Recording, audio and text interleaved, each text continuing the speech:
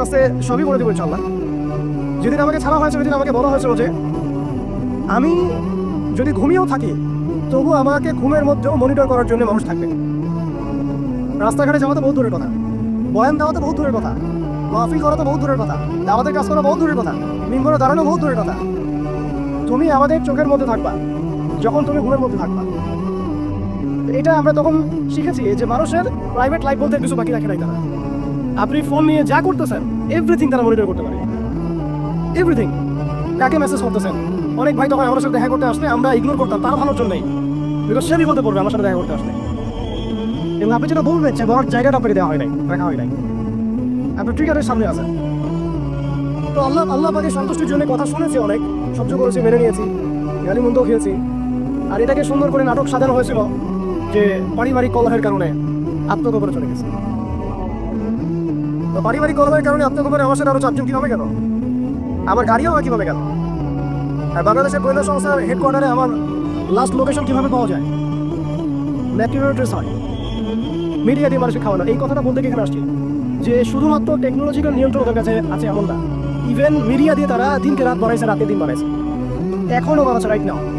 এখন আপনারা এই মিডিয়াদেরকে খুব মাথায় তুলতেছেন। এখন কয়েকদিন আগে তারা ফ্যাসিস্টের পক্ষে ছিল, আজকে মনে করছে সে আপনার দলে চলে আসছে। তাদের কোনো ধর্ম থাকে না, মিডিয়ার কোনো ধর্ম থাকে না, যেদিকে ফ্লো সেদিকে তারা যাবে। এবং যদি দেখেন আমরা এই গুটি কয়েক মানুষ কালকে বাংলাদেশে শরিয়া কায়েম করে ফেলতে পারি ইনশাআল্লাহ তাআলা, তারা আমাদেরকে বলবে আমরা ফ্রিডম ফাইটার। এইসব ওয়ার্ডগুলো এই সিস্টেমের এগেন্স্ট আছে, তখন আমাদেরকে তারা ট্রেস করবে, তারা টুকরো, তারা মৌলবাদী, তারা জঙ্গিবাদী কর্মকাণ্ড করতেছে না, ঠিক আছে।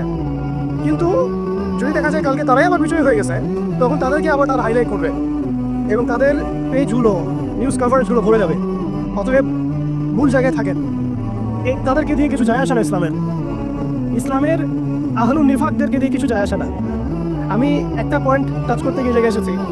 দেখেন আমাদের ওই উম্মার ওই গৌরবান্বিত সময়টাকে স্মরণ করেন, আমরা কোথায় ছিলাম এবং এখন কোথায় আছি।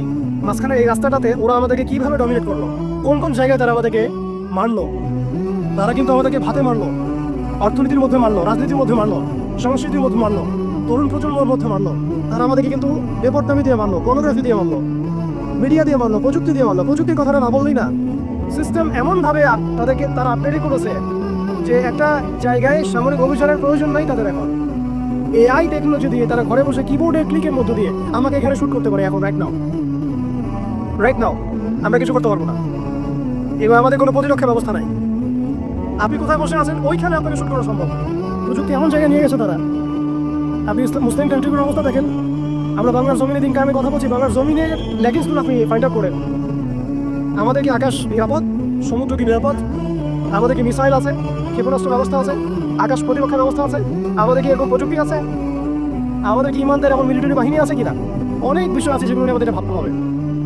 নাই, এটা হতাশার কোনো কারণ না। এবং আমাদের সব কিছুই লাগবে, জরুরিও না, এটাও মাথা দিচ্ছি। নাই, অনেক কিছুই নাই, এটা হতাশার কোনো ব্যাপার না। এবং অনেক কিছু যে নাই, এটা আমাদের বিরতারও কোনো সুযোগ এখানে রাখার দরকার নেই। নাই, ঠিক আছে, যতটা সম্ভব আমরা অর্জন করার চেষ্টা করবো ইনশাআল্লাহ। কিন্তু যদি নাও হয় 100%, তবুও আমাদের ভয় পাওয়ার কোনো কারণ নাই, কারণ আমাদের সাহায্য আসবে আল্লাহর পক্ষ থেকে, আমাদের সাহায্য আসবে আল্লাহর পক্ষ থেকে ইনশাআল্লাহ। এবং আপনারা এই আয়াতটা জানেন যে কাম মিন ফিয়াতিন কলিলাতিন গালাবাত ফিয়াতান কাসীরাতান বিইذنিল্লাহ। কত ক্ষুদ্র ক্ষুদ্র দল এই পৃথিবী থেকে চলে গেছে, যারা বড় বড় দলের উপর বিজয় লাভ করেছিল আল্লাহর সাহায্য। অতএব এটা আমি বলছি যাতে আমরা একটা যুগের সাথে তাল মেলাতে পারি, অন্তত পক্ষে কিছু প্রস্তুতি ওদের থাকা তো দরকার।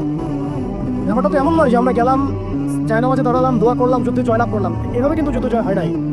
আপনারা বদর যুদ্ধের ইতিহাস যদি পড়েন দেখবেন, নবী সাল্লাল্লাহু আলাইহি ওয়াসাল্লাম আগের রাতে গিয়েছেন, বৃষ্টি হয়েছে, জায়গা দখল করা হয়েছে, আমরা কূপ দখল করেছি যাতে পানি আমাদের কাছে থাকে, সৈন্য বিন্যাস করা হয়েছে, যতটা ট্যাকটিক নেওয়ার প্রয়োজন সব আমরা নিয়েছি। তারপরে দোয়া, সুবহানাল্লাহ, দোয়া হতে হতে হতে হতে কাঁধ থেকে চাদর পড়ে যাচ্ছে। আবু বকর রাদিয়াল্লাহু আনহু এসে বলছেন যে ইয়া রাসূলুল্লাহ, যথেষ্ট হয়েছে, আপনি থামেন, আল্লাহ আপনার সাথে আছেন, আল্লাহ আপনার দোয়া ফেলবেন না ইনশাআল্লাহ। এরপরে দেখলেন 313 নিয়ে আমরা ওদেরকে হারালাম। সবকিছুর প্রয়োজন আছে। তো আমাদের অবস্থাটা এখন এমন একটা জায়গায় আছে যে ওই খিলাফা যাওয়ার পর থেকে উম্মাহ আজকে এই জায়গায় চলে আসছে। এটা একদিনে হয় নাই, 100 বছর লাগছে। এটা ভাই একদিনে হয় নাই, 100 বছর লাগছে।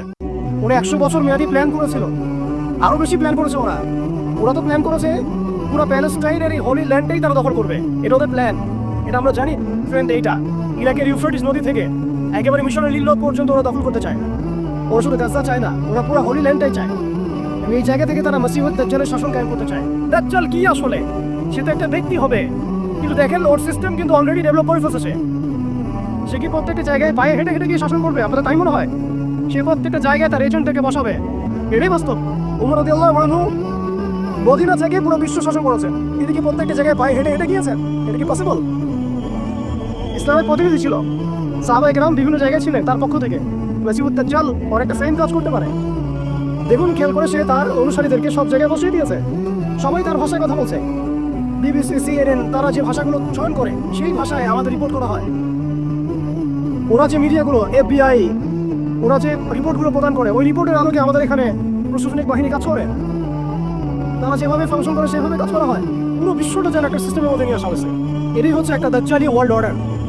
এই ওয়ার্ল্ড অর্ডারটাই তারা ফাংশন করেছিল আমাদের খেলাফতটাকে অ্যাবলিশ করার পরে।